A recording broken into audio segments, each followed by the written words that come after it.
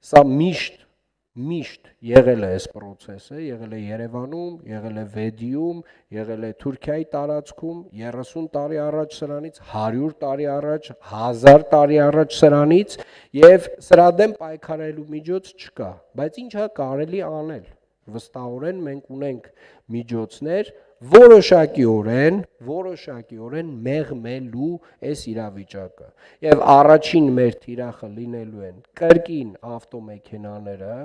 որոնց արտանետումները ահռելի ծավալի հենց այդ օրերին, երբ որ այս շերտը իջնում է, այդ օրերին արտանետումները իրանք ոնց որ կրկնակի երակի ավելի վատ ազդեցություն, այսինքն ինչքան շատ բան արտանետվեց այդ օրը, այդ օրերին պահպանվելու է երկար։ Ինչքան դու նվազեցրիր, այդքան որոշակիորեն կկարողանաս մեղմել իրավիճակը։ Մեր հիմնական խնդիրը իհարկե լինելու է խցանումների հարցի լուծման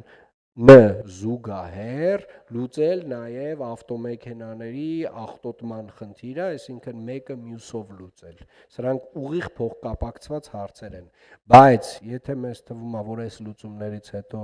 նոյեմբեր ամսին մենք իրավիճակը էականորեն բարելավելու ենք, սա նույնպես իրականությանը չի համապատասխանում, որովհետև մենք պետք է ընդհանրապես մեր այս հասկանանք մեր տարածաշրջանը։ Երևան քաղաքը չենք կարող ֆիզիկապես գրկել եւ տանել մեկ այլ հատված, եւ այս խնդրին են բախվում շատ քաղաքներ, որոնք որ մեր տեսակ sense նմանատիպ կաթսայի մեջ են։ Մենք հիմա այդ կաթսայի մեջ ենք, կափարիչներս որ իջավ, վերջ, այդ խտանում է այդ աղտոտիչները եւ սա այս վերլուծությունները եւ այս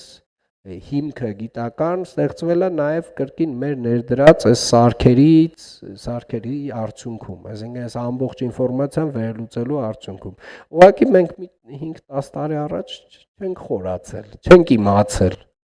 Հիմա իմացել ենք, բայց այնց չի որ կարում ենք շատ ազդենք։